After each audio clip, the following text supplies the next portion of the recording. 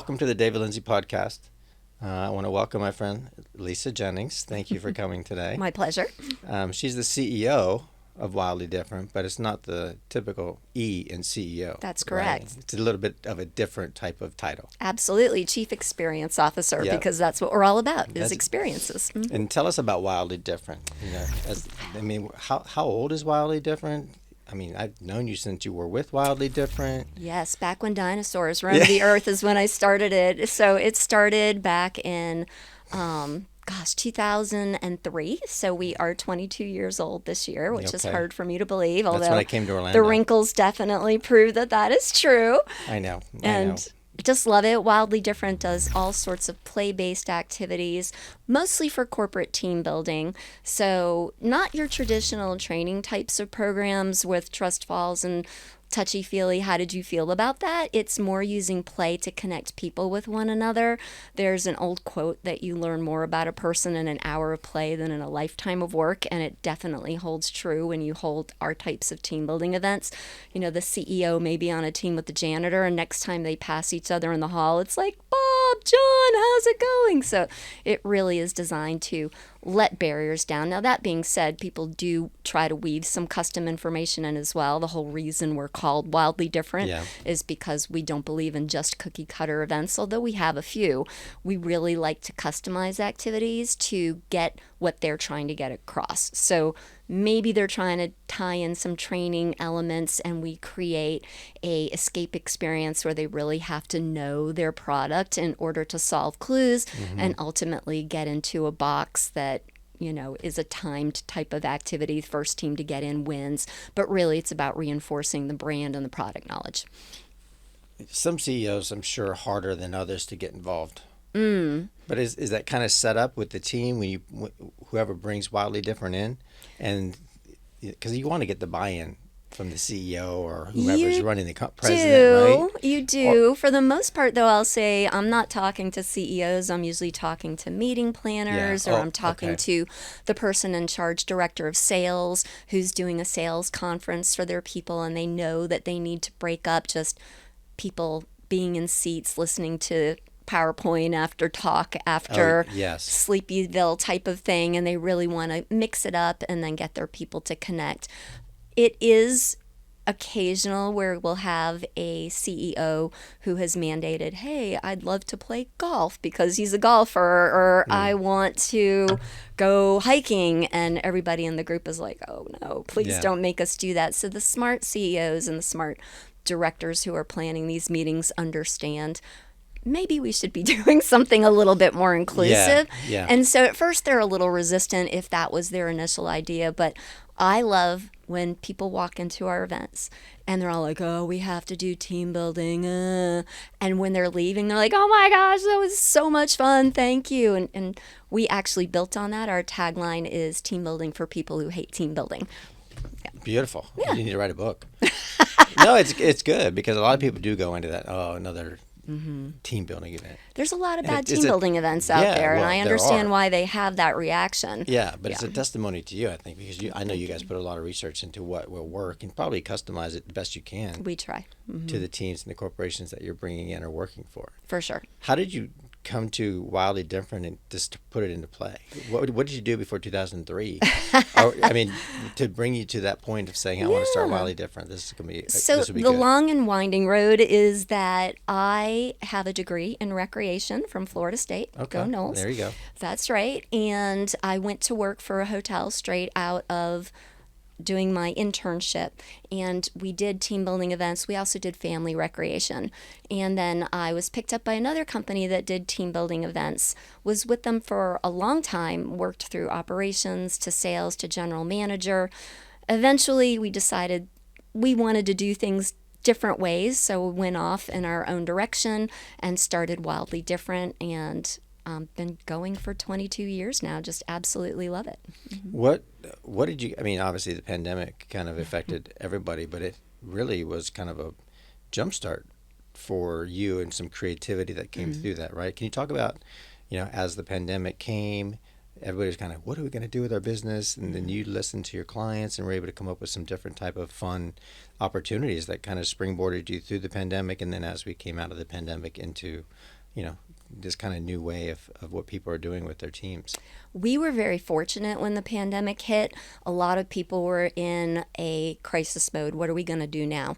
We instantly knew what we were going to do now, and that's because we were fortunate enough to have created some remote games already for organizations that had remote employees but still wanted them to get together and connect. So we had a couple of those games already developed. There was a part of us that was like, well, do we just sort of sit back and wait for this to pass over? But something in my head went, no, you need to hit the ground running. So while everybody was gardening and spending time with their families and waiting for it to fall over, we were like, our hair was on fire. We created tons and tons of virtual games. We went from a couple on up to, I think there's about 18 different games that we created so that people could connect during the pandemic. And we did all that. We had them. We started marketing them, and we sat back and the phone didn't ring. And we went, oh no, what's going to happen now? But then a month later, people started to realize, oh, this isn't going quickly. Yeah. We need to What are do we gonna something. do? That's Absolutely. right. And by the end of, in the heart of the pandemic, we were easily doing anywhere from 10 to 20 games a day. Really? It was insane. It was one of the best years we ever had. I never want to go back to it. The pandemic was a horrible time, but from a business perspective, it was very lucrative, especially for the fact that we didn't have to worry about getting materials for an event and shipping them and all of that. It was literally click, web platform on, do the game, click off. So, And so the teams would just log in as like a Teams call of some sort, and everything would run off the link that you had sent out to the team? We would typically do it on our Zoom, but if they wanted to do it on Teams or WebEx or what have you, then we would do it on their platform, which was another plus for us, right? A lot of people were committed to it has to be on this platform. Yeah. It has to be done this way. Our elements that we used were very flexible, so that helped a lot too.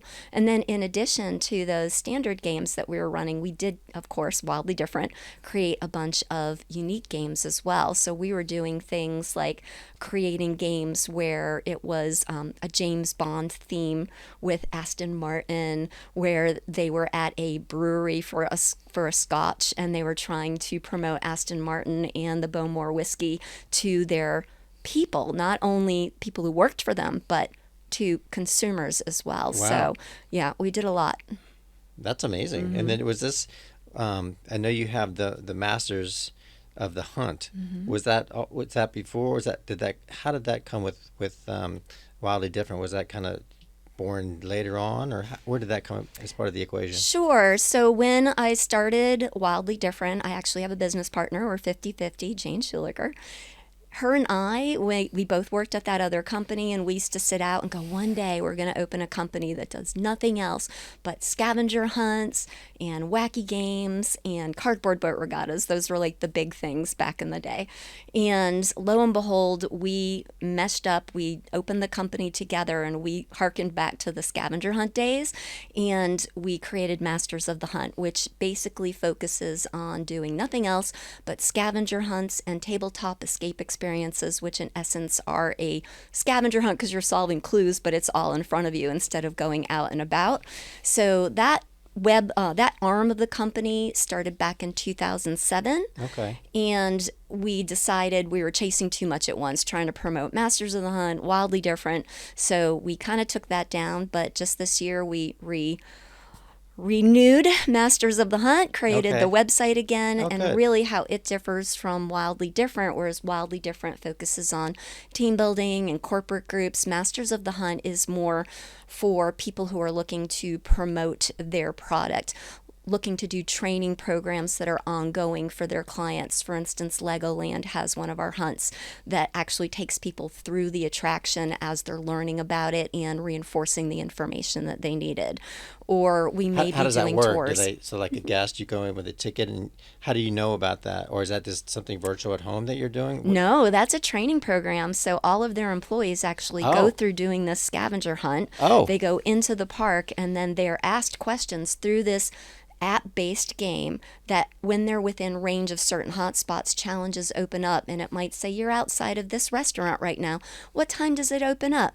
Okay, it's not open. Where else would you recommend that people go? So Okay. it's really testing their knowledge. Do they understand it? Do they get it? And it's just a wonderful tool that's actually putting it in action instead of question answer in a classroom. That's very interesting. What is the sweet spot for what you do? I mean, is there a number? Is it like 100? Is it 500?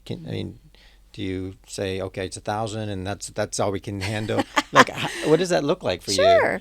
Yeah, our smallest event to date is 5 people. Our largest is 3,500. And I like to say I'm offering a prize to anybody who wants to book something larger than that. We certainly have the capability to handle it. Yeah. So, yeah, there's no limit. So, yeah, obviously you don't have to name the company, but a 3,500 person team building. Mm-hmm. What did that look like? That was a scavenger hunt, and it was literally people all over the place through attractions in Orlando, and it was a multi-day event, and they just went out and about. Obviously, our parks are huge. It absorbed it quite easily. Our one standalone event that was more contained that was big was 2,500 people on board a cruise ship. They did a buyout, and we created an amazing chase again around all of their product. It was a pharma company. Okay. Information to see if they understood what it was, but we wove it into what was on the ship. So in the karaoke lounge, they had to put together a song and perform it in the karaoke lounge all about their product. In the yoga studio area, they had to know which way to move based on what the answer was. Do we do downward dog or do we do a tree? So, wow. I mean, so you guys can just pretty much do whatever you need to do. It doesn't matter how big the group is going to be. That's right. Well, I know that I don't know how you have passions outside of what you do. It sounds like it keeps you pretty busy. But I know you like to delve in puzzles, right? That's a hobby. Just a little bit, yes. But it's not just, having one puzzle on your table that some people have that they work on for a month or two. And like me, they get the border done. And you're like, oh, I think maybe I'm done. Is there anybody else that wants to kind of fill out the body of this? No, this is way more than a hobby for you. It's a bit cool. of an obsession. That's right. Okay. Yeah, tell us on about average, this. I do about 250 puzzles a year. Wow. And so that means that most nights I'm either completing a puzzle or over the course of 2 nights I'm doing a puzzle. It keeps my brain sharp. It allows me to disconnect from everything and just kind of focus on the puzzle. I also have a little side gig. I'm a little bit of a professional puzzler in that I write a blog and I remember you telling me that. That's right. Yeah. Wow. I mean, so now do you have people sending you puzzles and then wanting you to kind of post about it and kind of, hey, Lisa, do my puzzle? Is that? Yes. That absolutely happens. They'll send it. They'll ask me to write an honest review. To date, thank goodness, I've never received one where I went, oh gosh, what am I going to say about this puzzle because it's not any good. I do try to be really understanding of that. So for instance, I had a wooden puzzle company get in touch with me asking if they could send me their puzzles, and sorry, wooden puzzle people, I despise wooden puzzles, and it's because they have very strange curly Q cutouts. They're not normal puzzle pieces. Okay. And my brain just disconnects when I see them. I can't do them. So I said, thanks very much. You do not want me to try to do your puzzle because I won't do it justice. No, I was going to ask you, so what makes a good puzzle and a bad puzzle? So it sounds like if it's a wooden puzzle in your opinion, it's not a good puzzle. But I mean, if they're asking you to judge it, because to me, a puzzle is just kind of based on a design, and it's 100 pieces or 500 pieces, 1,000 pieces, 5,000 pieces, whatever.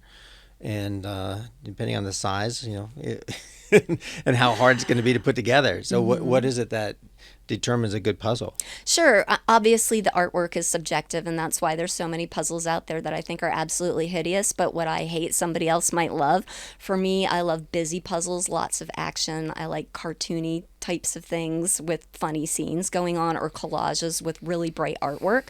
But what makes a good puzzle universally, depending on what you like and don't like for the artwork, is thick pieces that aren't peeling, pieces that when you go to move a section don't crumble and fall apart. Yeah. Okay. Mm-hmm. And what do you do with with puzzle dust? Yeah. What do you do with all these puzzles when you put them together?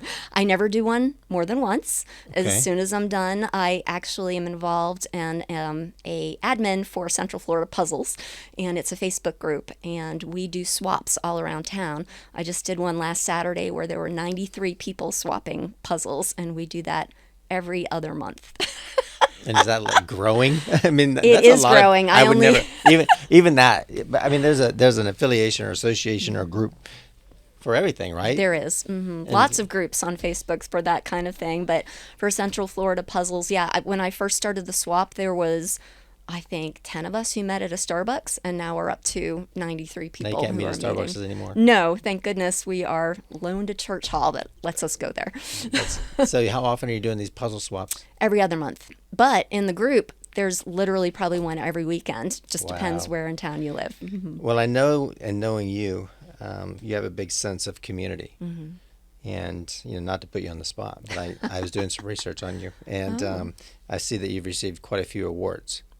And, I just want to hear a little bit about what the Hunger Hero Award was, the Debbie Regnon Service Award, and then the Ignite Award. But maybe start with the Hero Award. I saw a little bit about it, but figured I'd let you talk about it and what that Sure. means. And because everybody likes to be recognized for what they do. Right. And have peers recognize them, whether you knew or you didn't know that it was coming. But it's kind of cool. So maybe talk a little bit about, the Hero Award, then a little bit about the Debbie Regnon, if I'm saying that correctly. You are, perfectly. Good. And then I think I know the Ignite Award, but I'll let you talk a little bit more about those awards that Of you course. received. Well, we are very, very fortunate that a lot of the corporate team building events that we do are charitable activities that Okay. give back to the local community. Oh, good. So for that particular award that you're talking about, we work a lot with partners in the community.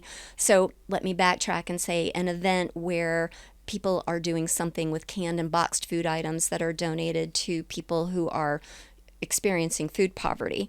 They might be in a team building event creating what's called arcan texture structures out of canned food items, so sculptures.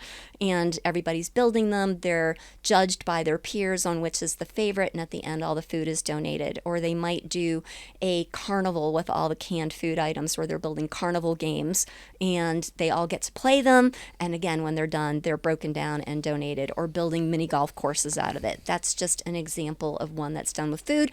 And because we do so many, we were honored as a partner that gets them to obtain all that food. Oh, wow. So, yeah, we do a lot with a lot of charities all throughout, not only in Orlando, we're based in Orlando, but we go worldwide to do our events, and we make connections and try to give to worthwhile charities, whether people are looking to donate food or toys for sick kids or kids who are in foster care homes, building bicycles. It might be that they're trying to just give a donation to a worthwhile thing, but do it in a clever way. So it might be, again, a cool escape experience where they have to try and unlock a box. And when they get to it, there's a donation check inside for a charity that doesn't have a need for goods, but is looking for a cash donation, and it's a clever way to do it.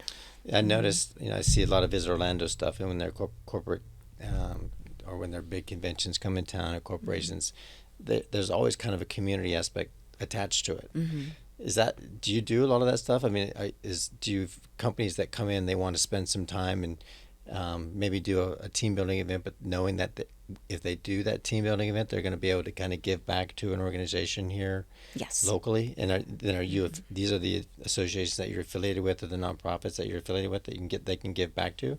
I mean, that's really Yes. cool. I think how everything is associated together. Some corporations are very particular. They're like, we want to give to Arnold Palmer Children's Hospital, or we know that we want to give to One Heart, for instance, which are some local charities. Yeah. Others are like, we just know we want to give back to the local community. What do you have? And we try to look at who they are so that it makes sense. So for instance, if they are a pharmaceutical company, then maybe they are doing something like putting craft kits together at the end of an event that are given to kids in the hospital to keep them entertained in their sick beds. It just is a natural. It helps the community, makes sense for who they are and what they support as well. So yes, any charities out there who have needs, we love to hear about it. Surprisingly, it's difficult to sometimes find charities to give to, not because there's not a need, but because they are all so busy, they don't have time to return our calls. And that's just tragic to me, because there's a lot of giving that sometimes people don't even realize by not returning our call that they're turning away from. Well, one of my first guests actually was the Chief Operating Officer for Special Olympics Florida. Love that. I And- actually worked Special Olympics when I was a teenager thought it was fantastic. I mean, it's an organization growing, 78,000 athletes in the state of Florida. But how cool would it be to be able to put a program together for these kids, or something that can give back, for a lot of their corporate partners. And I think it'd be so. We'll talk offline about that. Okay, sounds like a plan. I think because you're right. I mean, they're a lean, mean machine. They get a lot of stuff done. Yeah. But they just don't have time to make that call back, and they don't miss out on a lot, but there are probably some things that they do miss out that could be a potential fundraiser and opportunity for their organization. Right, and a lot of the charities think, well, doing a team building means that people are going to descend on me and my location, and I can't handle that. That's right. And we're actually the opposite. We don't do things like that. We go to the location where the meeting is taking place, usually because they don't have the time to be going off-site, but also just because it is such a nightmare to organize. So in just an hour to 2 hours time in your schedule, if you have that open, you can make a huge difference to a local charity by doing one of these events, allowing your people to connect, but at the end having that feel-good factor of, look at all this stuff we donated, or here's this check that we gave. Yeah, no, that's amazing. And then maybe a little bit about the Debbie Rignon Award. So she actually gave me my start out of college. Debbie Rignon had a team building company in South Florida, and she was opening an arm of it up in Orlando. And my very first professional job was working at the Buena Vista Palace. I lived in the hotel, and we did. For how long did you live in? 3 months. Did you? Wow. In the hotel, I had a mountain of chocolates from the pillow every night. Listen, those are the stories that define us, right? It's so cool to kind of look back at your beginnings. Yes, for sure. And talk about that. For sure. Even, it probably seems like yesterday. And that was my start with her company here in Orlando. And we went our separate ways, but we're still really good friends. She still has her company in South Florida. Okay.